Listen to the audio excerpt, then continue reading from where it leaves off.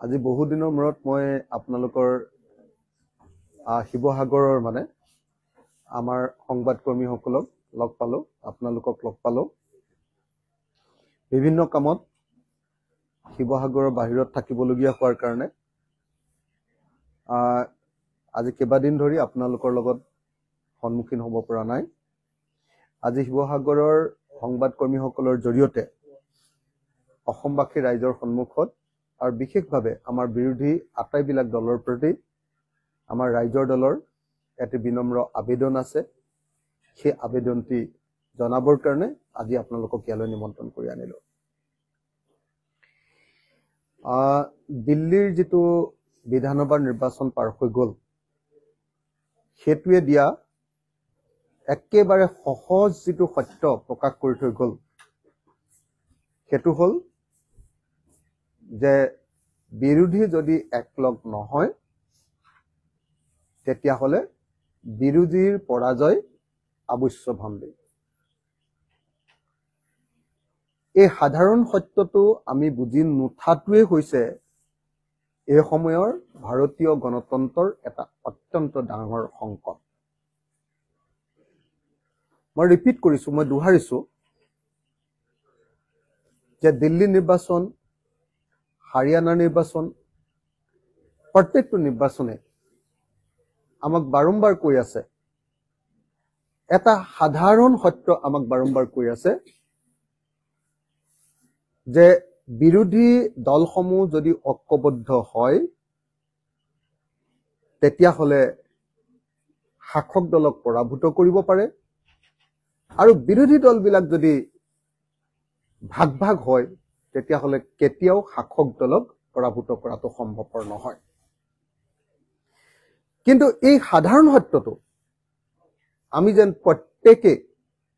প্ৰত্যেকটো বিৰোধী দলে যেন এই সাধাৰণ সত্যটোক উপলব্ধি কৰিব পৰা নাই। সেইকাৰণে বিভিন্ন ধৰণৰ অজুহাত যেন আমি উলিয়াই থাকো। এতিয়াও আমি দেখিছো দিল্লী নিৰ্বাচনৰ পাছত কৈছে বহুতে, প্ৰচাৰ অপপ্ৰচাৰ এইবিলাক কৈ আছে যে অৰবিন্দ কেজৰিৱালৰ অহংকাৰ বাঢ়িছিলে কাৰণে এনেকুৱা হ'ল। কোনোবাই আকৌ কৈ আছে যে নহয়, কংগ্ৰেছে বিজেপিক জিকাই দিলে। এইবিলাক প্ৰচাৰ অপপ্ৰচাৰ। আচল সত্যটো হ'ল আমি যিবিলাক কথা কৈ আছো সেইবিলাক প্ৰকৃত অৰ্থত এতিয়ালৈকে উপলব্ধি কৰিব পৰা নাই। এতিয়ালৈকে আমি উপলব্ধি কৰিব পৰা নাই। আমি কৈ আছো যে বিজেপি আমাৰ ভাৰতৰ আটাইতকৈ ডাঙৰ শত্ৰু, ভাৰতৰ জনতাৰ। আমি কৈ আছো যে বিজেপি থাকিলে ভাৰতৰ সংবিধান নাথাকে। আমি কৈ আছো যে বিজেপিয়ে ভাৰতীয় জাতিটোক সম্পূৰ্ণৰূপে থানবান কৰি পেলালে, ছ'চিয়েল ফেব্ৰিকটো ভাঙি পেলালে।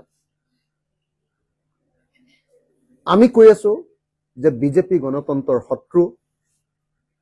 আৰু মহাশত্ৰু। আমি কৈ আছো যে বিজেপিয়ে দেশখন বিক্ৰী শেষ কৰি দিলে। আমি কৈ আছো যে বিজেপিৰ কাৰণে মূল্যবৃদ্ধিয়ে মানুহক মাৰি পেলাব এতিয়া। কিন্তু এইবিলাক কথা আমি মুখেৰেহে কৈছো,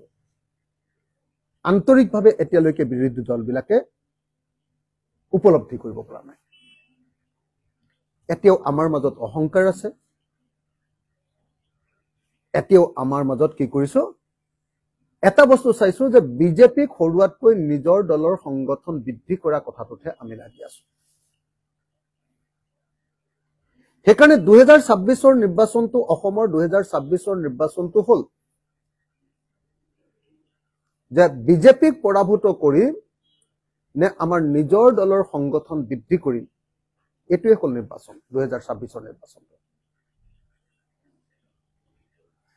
এতিয়া যদি কংগ্ৰেছে বেলেগকে খেলে,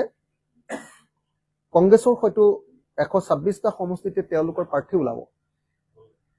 ৰাইজৰ দলে যদি বেলেগকে খেলে তেতিয়াহ'লে ৰাইজৰ দলৰো হয়তো অসমৰ সকলো সমষ্টিতে কেণ্ডিডেট ওলাব, সংগঠন বাঢ়িব। কিন্তু আমাৰ সংগঠনবিলাক বাঢ়িব, কিন্তু কোনো পধ্যে দেশৰ জনতা নাবাচে, দেশৰ গণতন্ত্ৰ নাবাচে, দেশৰ সংবিধান নাবাচে। সেইকাৰণে একেবাৰে সহজ সত্যটো হ'ল দিল্লী নিৰ্বাচনৰ পাছত হাৰিয়ানা নিৰ্বাচনৰ পাছত আমি সকলোৱে একলগ হ'ব লাগিব আমি সকলোৱে ঐক্যবদ্ধ হ'ব লাগিব বিশেষকৈ বিজেপিৰ নিচিনা এটা দানৱীয় শক্তি যি মানুহক সাম্প্ৰদায়িক বিভাজনেৰে উত্তেজিত কৰি তোলে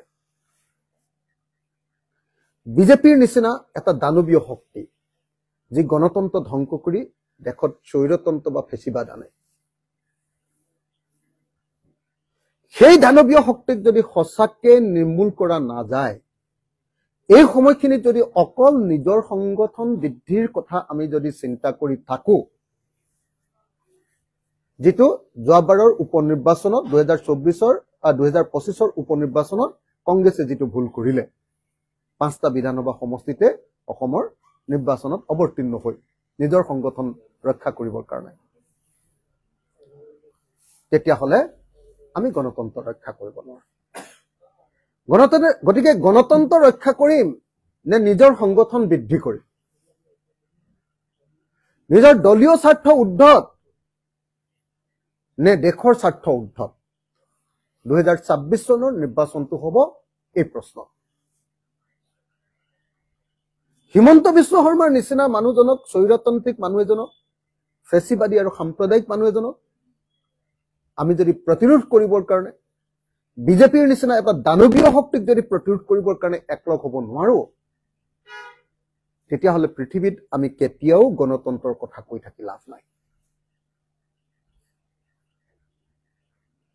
সেইকাৰণে আমি ৰাইজৰ দলে আহ্বান জনাইছো অনুৰোধ জনাইছো যে আমাৰ বিৰোধী দলবিলাকৰ সভা আকৌ আৰম্ভ হ'ব লাগে এবাৰ টিভিত দেখুৱাই সভাবিলাক নালাগে আমি অনুৰোধ কৰিছো দেই এটো সিস্টেমটো ডেফিনেটলি অল পাৰ্টি ঠিক কৰিব আমি ঘৰুৱা ধৰণে কাৰোবাৰ পাৰ্টি অফিচত নহলে বা কাৰোবাৰ ঘৰত কোনোবা দিন ভূপেন বৰাৰ ঘৰত কোনোবা দিন অখিল গগৈৰ ঘৰত কোনোবা দিন লুৰিণজ্যোতিৰ ঘৰত কোনোবা দিন অজিত ভূঞা ডাঙৰীয়াৰ ঘৰত কোনোবা দিন সুপ্ৰকাশ তালুকদাৰৰ ঘৰত কোনোবা দিন আমাৰ ডিফুৰ জেআৰ কাঠাৰৰ ঘৰত আমি বহিব লাগে মই এটো ৰাইজৰ দলৰ সভাপতি হিচাপে এই আনুষ্ঠানিক অথবা অনানুষ্ঠানিক বৈঠক আৰম্ভ কৰিবৰ কাৰণে সকলো দলৰ প্ৰতি আহ্বান জনাইছো নাম্বাৰ 1 নাম্বাৰ 2 আমি এতিয়া পৃথকে প্ৰচাৰ কৰাৰ পৰিৱৰ্তে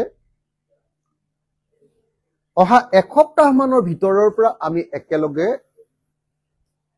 ৰাইজৰ মাজলৈ যাবলৈ আৰম্ভ কৰিব লাগে যেনেকে ধৰক এতিয়া কংগ্ৰেছে চুতালে কংগ্ৰেছ বুলি কিবা এটা প্ৰগ্ৰাম লৈছে সেইটো অকল কংগ্ৰেছ দল নগৈ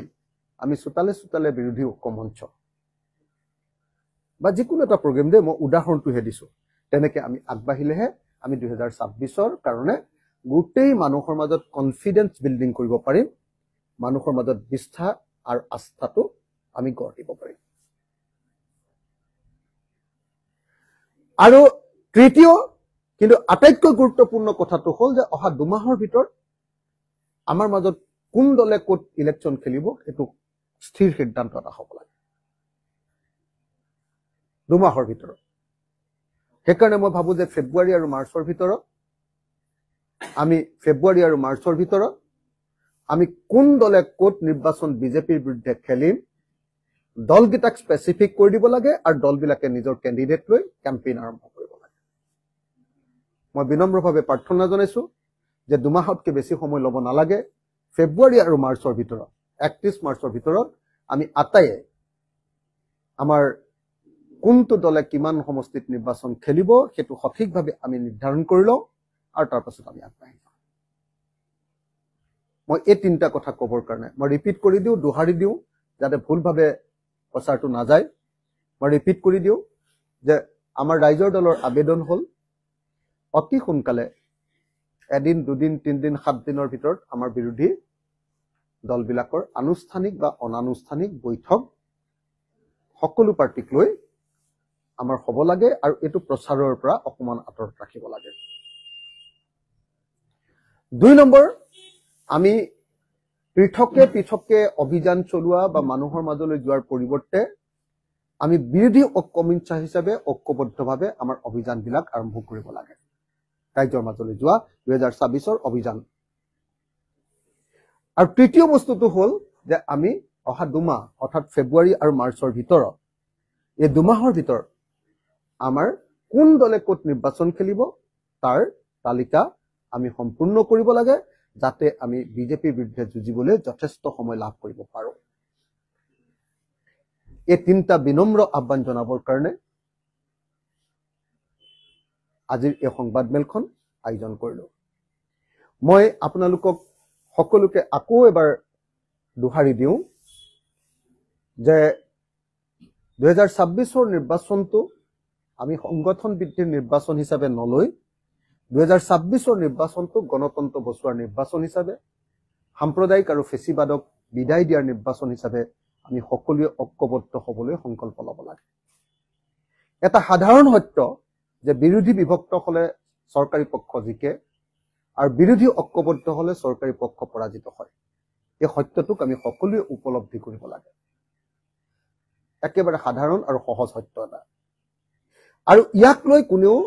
টেঙৰামি কোনেও বেছি চতুৰালি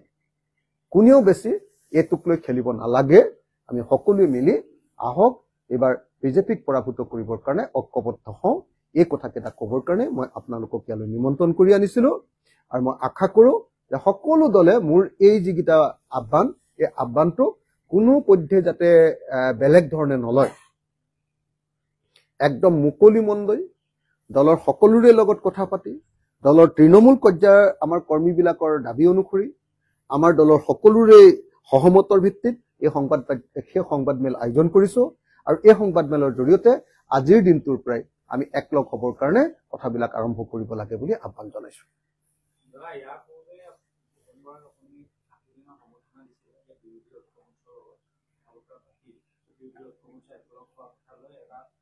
নহয় ভুলকে উলিয়াইছে কোনোবাই 60 দিনৰ সময়সীমা দিছো মানে আমাৰ মাজত যোনে কাজিয়া লগাব খোজে তেওঁলোকে কৈ দিয়ে যে অখিল গগৈ আমুকটো চৰ্ত দিছে অখিল গগৈ এনেকুৱা সময়সীমা দিছে মই কি কৈছো যদি 2026 চনত নিৰ্বাচনত সঁচাকে জিকিব লাগে অহা দুমাহৰ ভিতৰত আমাৰ কেণ্ডিডেট বিলাক কোনে ক'ত খেলিব তাৰ তালিকাখন তৈয়াৰ হ'ব লাগে এটাতো কোনো চৰ্তই নহয় এটা কোনো সময়সীমাই নহয় এটো মোৰ বিনম্ৰ আহ্বান যে এটো কৰিলেহে আমি জিকিব পাৰিম কিন্তু হেতুক মানে আমাৰ মাজত কাজিয়া লগাবৰ কাৰণে কি কৰে আমাৰ সময়সীমা আমাৰ চৰ্ত এনেকে বুলি নিউজ কৰি দিয়ে হা এটো একদম যোনে এটো নিউজ কৰে নহয় সময়সীমা চৰ্ত যেটো দিয়াই নাই মই হেতু বুলি নিউজ কৰি দিয়ে তাৰ অৰ্থটো হ'ল যে আমাৰ মাজত কাজিয়া লগাবলৈ কৈছে চৰকাৰী পক্ষৰ হৈ আমাৰ লগত কাজিয়া লগাব কৈছে আৰু কিবা আছে যদি ভূপেন বৰাই আপোনাক প্ৰতিবাৰে যিসময় তেওঁলোক দলটো সংকটত পৰে তেতিয়া আপোনাৰ ওচৰলৈ আপোনাৰ লগত একেলগে যেতিয়া তেওঁলোকে আকৌ নিৰ্বাচনী প্ৰদৰ্শন পাৰ হয় আপোনাক কিন্তু তেওঁ লঠিয়াই দিয়ে এইবাৰো দেখিবলৈ পাইছোঁ আজি কেইটামান ক'বলৈকে তেওঁ যিটো অহংকাৰ সেই অহংকাৰ মত হৈ আপোনাকে বিভিন্ন ধৰণৰ আচলতে কটু কথা শুনাইছিল এতিয়া দিল্লীৰ যি নিৰ্বাচন সেই নিৰ্বাচনৰ পিছত তেওঁ যিটো শোচনীয় পৰাজয় তাৰপিছত আকৌ তেওঁৰ যিটো সুফলনি হৈছে যদি এই ক্ষেত্ৰত ভূপেন বৰাৰ পৰা বা কংগ্ৰেছ দলটোৰ পৰা কিবা আশা কৰিব পাৰে নে বিৰোধী মানে এটা কথা আপোনালোকে খাটাং থাকক যদি কংগ্ৰেছেও খেলে ৰাইজৰ দলেও গোটেই সমষ্টিত খেলে তেতিয়াহ'লে বিজেপি জিকাটো অসমত খাটাং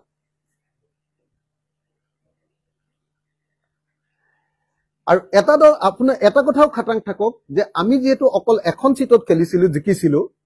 গতিকে এবাৰ আমি এখনতকৈ বেছি জিকিমেই অকলেই খেলো বা বেলেগকৈ খেলো গতিকে আমাৰ লোকচান একো হ'বলগীয়া এইবাৰ ইলেকশ্যনত নাই তথাপিও আমি বাৰম্বাৰ এটাই কথা কৈ আছো যে এই নিৰ্বাচনটো নিজৰ দলীয় সংগঠন বৃদ্ধি কৰাৰ নিৰ্বাচন নহয় আমি 126টাতে কেণ্ডিডেট দি দিলে আমাৰ সংগঠন বাঢ়ি যাব কিন্তু সদায় আমি একতাৰ কাৰণে নিজকে স্যাক্ৰিফাইস কৰি আহি আছো আপোনালোকে সকলোৱে জানে 2021 চনত আমি বিশ্বাসঘাতকতাৰ বলি হলো 2021 চনৰ উপনিৰ্বাচন হাওৰাৰ মৰিয়নি তাতো বিশ্বাসঘাতকতাৰ বলি হলো ৰাইজৰ দল 2024 চনৰ আপোনাৰ এমপি ইলেকশ্যন তাতো আমি বিশ্বাসঘাতকতাৰ বলি হলো 2025 চনৰ উপনিৰ্বাচন তাতো আমি বিশ্বাসঘাতকতাৰ বলি হলো বিহালী বা বঙাইগাঁও এই ইলেকশ্যনতো আমি বিশ্বাসঘাতকতাৰ বলি হলো তাৰ পাছতো আমি বাৰম্বাৰ কৈ আছো যে নাই আমি একলগ হবই লাগিব এইটোক যদি কোনোবাই দুৰ্বলতা বুলি ভাবিছে আমি একলগ হবলৈ কোৱা কথাটো যদি কোনোবাই দুৰ্বলতা বুলি ভাবিছে তেতিয়াহলে তেওঁৰ গাত আচলতে বিজেপিৰ বীজাণুটো সোমাই আছে বিজেপিৰ বীজাণু সাম্প্ৰদায়িকতাৰ বীজাণু বিজেপিক জিকুৱাৰ তেওঁৰ মনৰ ভিতৰত অকণমান মানে হেৰিটো লুকাই আছে তাৰমানে সেইকাৰণে মই আহ্বান জনাব খুজিছো মই কাৰো বিৰুদ্ধে এটাও বাক্য ক'ব খোজা নাই এবাৰ আমি একলগ হবই লাগিব নহলে আকৌ বিজেপি আহিব গতিকে বিজেপিক পৰাভূত কৰিবৰ কাৰণে একলগ হোৱাটোৱে হ'ল একেবাৰে সহজ আৰু সত্য কথা এইটো নহলে আমি মৰি গলো দেশ মৰি যাব জাতি মৰি যাব জনগণ মৰি যাব মূল্য বৃদ্ধিৰ কাৰণে মানুহৰ থাকিব নোৱাৰিব